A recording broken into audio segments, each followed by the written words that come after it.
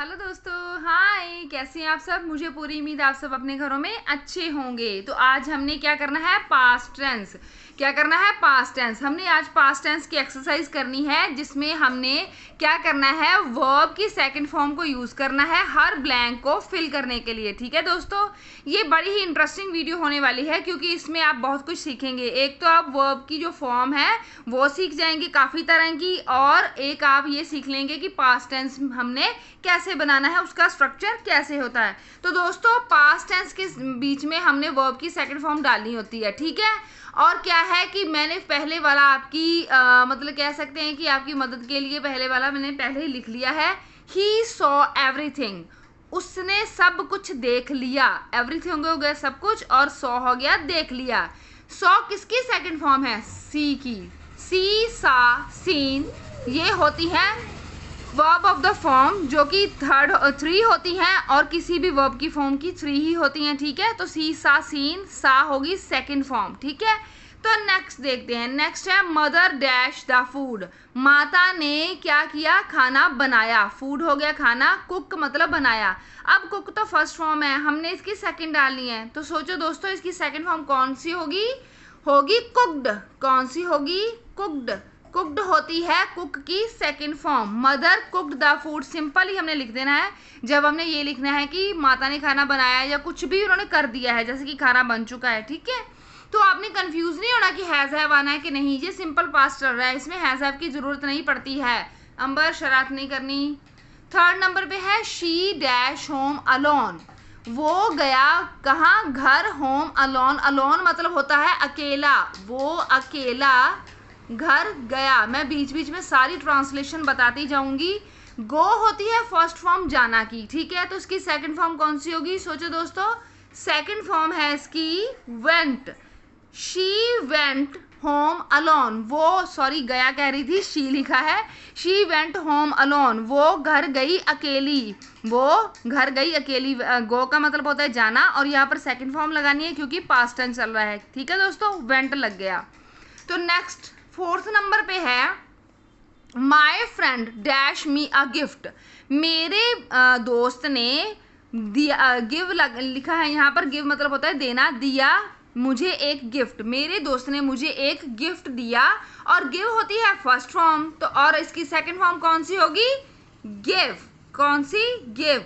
Give, gave, given, ये होती हैं verbs of the form give की। ठीक है, तो नेक्स्ट है फिफ्थ नंबर पे ही डैश अवे। वो भाग गया। भाग मतलब रन। रन है फर्स्ट फॉर्म, तो अब सेकंड कौन सी लिखनी है हमने? Ran away. इससे क्या हो जाता है? ये वर्ड ये सेंटेंस बन जाता है पास्ट टेंस। ठीक है, यानी कि सेकंड फॉर्म लगाने से पास्ट टेंस बन गया। ही रैन अवे, वो भाग गया। ठीक है, नेक्स्ट है Ram dash to home. Ram dash to home, इसके बाद पीछे क्या है? कम। कम मतलब आना। हम कई बार कहते हैं ना, वो घर आ गया है। ठीक है, वो घर मतलब आ चुका है। ठीक है, तो यहाँ पर अगर सिंपल पास्ट की बात करें तो सिर्फ सेकंड फॉर्म लगनी है और सेंटेंस पूरा हो जाना है। कम की सेकंड फॉर्म क्या होगी? केम। क्या होगी? Came. Ram came to home, Ram आ गया है घर में। अच्छा दोस्तों, टू के बाद अगर कोई चीज़ आती है तो वो फर्स्ट फॉर्म ही होती है, चाहे टेंस कोई भी हो। लेकिन ये टू के पहले था, इसलिए हम लिख सकते हैं राम केम टू होम, यानी कि राम घर आ चुका है। सेवंथ नंबर पे है the company dash its structure very well. Company ने क्या किया हुआ है? मेंटेन किया हुआ है इसका जो स्ट्रक्चर है, जो प्रोसेसिंग वे है उसका, जो भी वो जैसे भी प्रोसेस कर रही है, वेरी वेल बहुत अच्छा है। मेंटेन हो गई फर्स्ट फॉर्म, उसने मेंटेन किया हुआ है। किसने? कंपनी ने। ठीक है, तो कंपनी ने स्ट्रक्चर मेंटेन किया हुआ है, तो मतलब मेंटेन। अब हमने इसका अगर मेंटेन लगाते तो होता the company maintain its structure very well, मतलब किया हुआ है। और अगर हम सेकंड फॉर्म लगा दें ना यहाँ पर, तो इसकी टोन ही बदल जाएगी, यानी कि फॉर्म ही बदल जाएगी। किसकी? सेंटेंस की। ये हो जाएगा सेकंड फॉर्म लगाने के बाद पास्ट टेंस। अब इसका मतलब क्या निकला? The company maintained its structure very well. Company ने अपना जो स्ट्रक्चर था ना कंपनी का, वो बहुत ही अच्छे से मेंटेन किया हुआ था। मतलब अब हमने था पर कर देना है कि कंपनी ने किया हुआ था। पहले अगर अकेला मेंटेन लगाते तो किया हुआ है होना था। ठीक है दोस्तों, यानी कि इसलिए मैं इतना डिटेल में समझा रही हूँ कि आप अगर कुछ भी पढ़े लिखें तो आपको कंफ्यूजन ना हो। ठीक है दोस्तों। नंबर 8 में लिखा है people dash his dance. People लोग वॉच देख रहे थे उसका डांस। ठीक है, उसका डांस देख रहे थे। वॉच क्या होता है? देखना। और वॉच की सेकंड फॉर्म क्या है? वॉच्ड। वॉच की सेकंड फॉर्म क्या होती है? Watched. People watched his dance, मतलब अब फिर फॉर्म बदल गई है, जो सेंटेंस की क्या हो गई है? लोगों ने उसका डांस देखा। लोगों ने उसका डांस देखा मतलब वो डांस कर चुका है, लोगों ने उसका डांस देखा। जब अकेले वॉच की बात थी तो फिर नॉर्मल था कि देख लिया। ठीक है, अब देखा मतलब हो चुका है। नेक्स्ट 9 नंबर पे है ही डैश द ग्लास। ठीक है, ही हो गया लड़का, द ग्लास मतलब कोई भी ग्लास की चीज होगी। क्या की उसने? ब्रेक। ब्रेक क्या है? ब्रेक होता है तोड़ना, और तोड़ना ये क्या है? फर्स्ट फॉर्म है तोड़ना की, ब्रेक। ठीक है, तो ब्रेक की सेकंड फॉर्म क्या है? ब्रॉक। क्या है?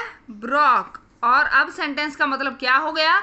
ही ब्रॉक द ग्लास, उसने ग्लास तोड़ दिया। ही ब्रॉक द ग्लास, उसने ग्लास तोड़ दिया मतलब टूट चुका है तो अब तोड़ दिया। ठीक है, तो 10th नंबर पे the thief dash his necklace.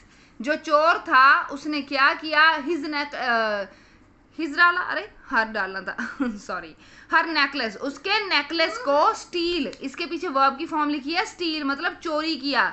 चोर ने उसका नेकलेस चोरी कर लिया। स्टील हो गई है फर्स्ट फॉर्म, लेकिन हमने सेकंड लिखनी है, तभी बनेगा कि चोर ने उसका नेकलेस चोरी कर लिया। तो क्या लिखना है? Stole. The thief stole her necklace.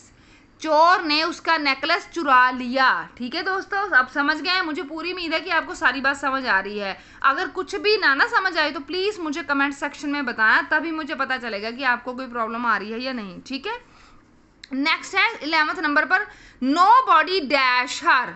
Know body dash her, किसी ने भी क्या नहीं किया? हेल्प। उसकी हेल्प नहीं की, उसकी मदद नहीं की। हेल्प होती है फर्स्ट फॉर्म और सेकंड फॉर्म क्या होगी? हेल्प्ड। सेकंड फॉर्म क्या होगी? हेल्प्ड।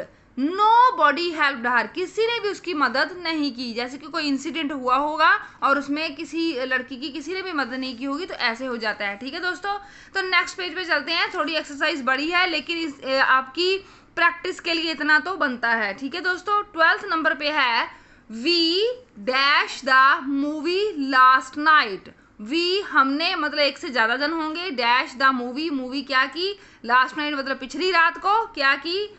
वॉच देखी।